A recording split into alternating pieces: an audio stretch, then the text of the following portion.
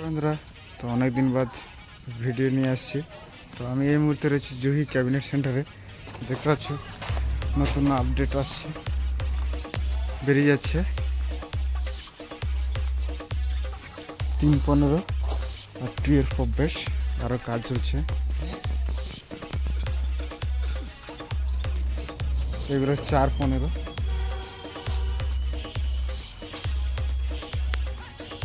ফ্রন্টের যে দুটো রয়েছে দুটো হচ্ছে 3.15।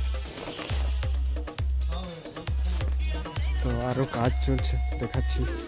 এগুলো খাদ্য হাওড়া ডিস্ট্রিক্ট যাবে 4.15।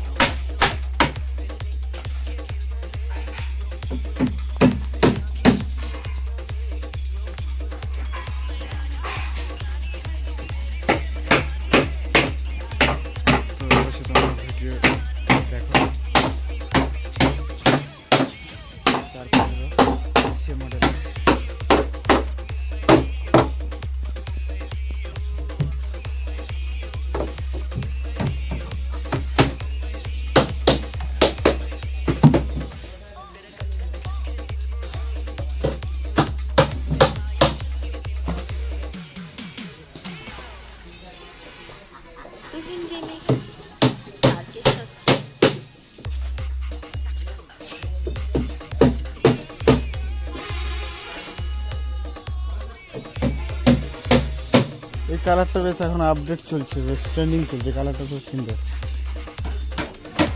ভালো কালারটা, সবাই ফ্রন্টে দিচ্ছে এই কালারটা।